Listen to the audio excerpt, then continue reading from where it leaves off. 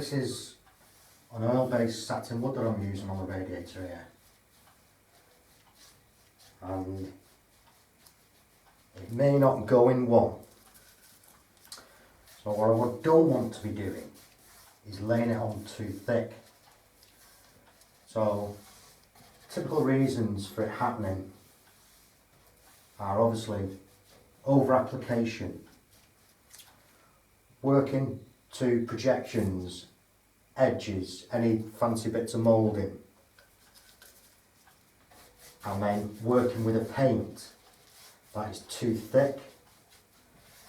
So a fresh tin of paint will have quite thin viscosity, whereas a paint that's been in a tin for a while and may have lost some of its solvents, its thinners, will become thicker, becomes harder to apply, and you start to put heavier coat on, which inevitably it's going to run, because the paint wants to sit at a certain level, certain microns. You start to put that on too heavy and you get sags and curtains. So better just to take your time and spread it out thoroughly. Also, with the oil-based paint, as it's starting to go off, you want to try and keep a wet edge.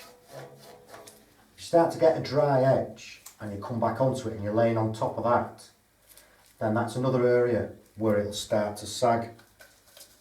You're not able to spread it out enough. And then on top of all that, then really it's experience. You get to feel the paint, you get to know what you're working with, and it's just become second nature putting it on. You do need to like it, you do need patience, you get some really good results. And I haven't said liking it. When I left school when I was 15, I went working for a company making putty and mastic.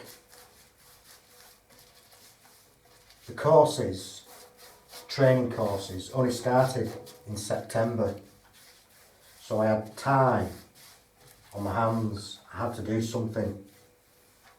I was getting that age that, again, working with my dad, so you've got problems that you take from home to work. So like I say, I went off and I did a few months for this company, and the hours there were quite bad. I would have to get up at 5:30 in the morning to catch the first bus out the village to my pick-up point. So then at times I'd only be getting home at 11:30. So I'd be up the next morning at 5:30. So obviously that got a bit too much, I didn't like that. And then when the courses started, I wanted to be an agricultural mechanic. At the age of 16, that's what I was wanting to do. So when I went to look at the courses, they'd already started. They'd been going about 2 weeks. So the catch up would have been daft, and it just couldn't happen. So my dad persuaded me to go into painting. So then,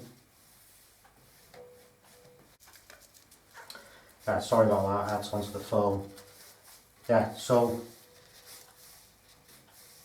I went doing my apprenticeship with my dad,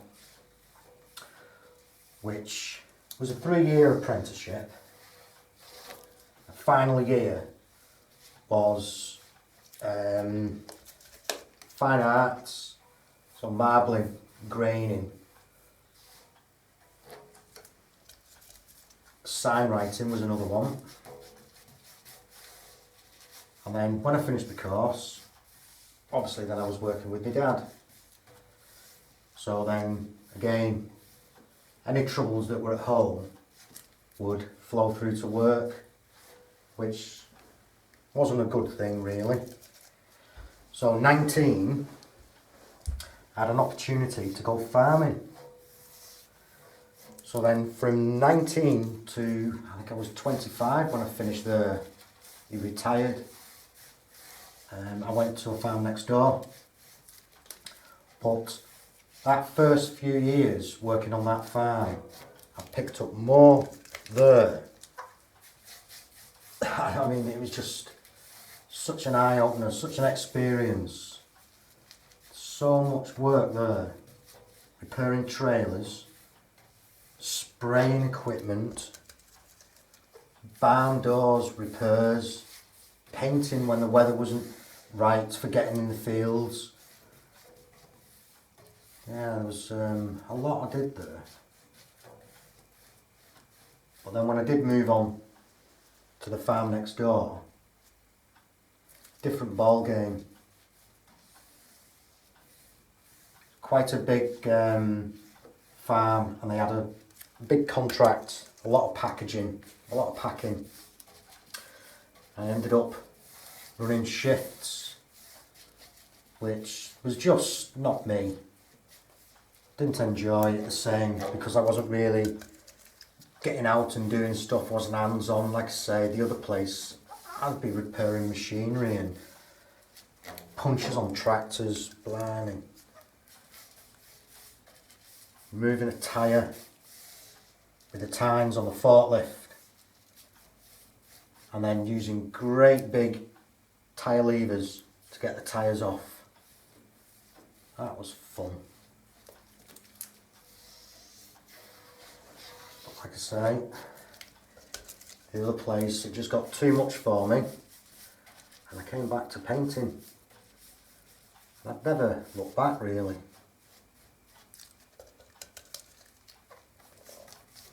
It was enjoyable being out in the fresh air all the time, but then you had to you had to go through really harsh winters, and then sun in the summer where you couldn't get away from the sun. It was out in the middle of the fields. It was just unreal.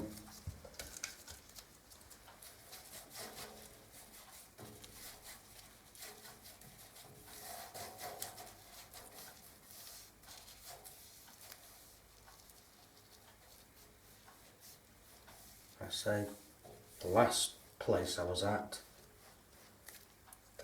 the 96-hour week, it took it out of me, that did. I think that's probably where I fell out with it.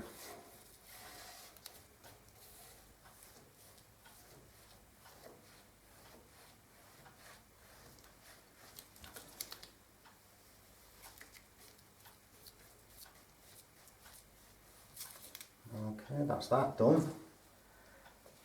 Leave that to dry and I can have a second coat.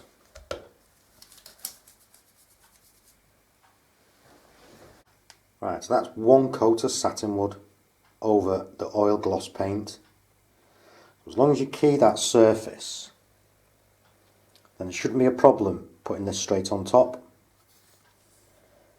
Always just keep your eye on any edges, especially the bottom here, just in case you catch. You shouldn't draw your brush back up, but if you do, then you're going to get drips.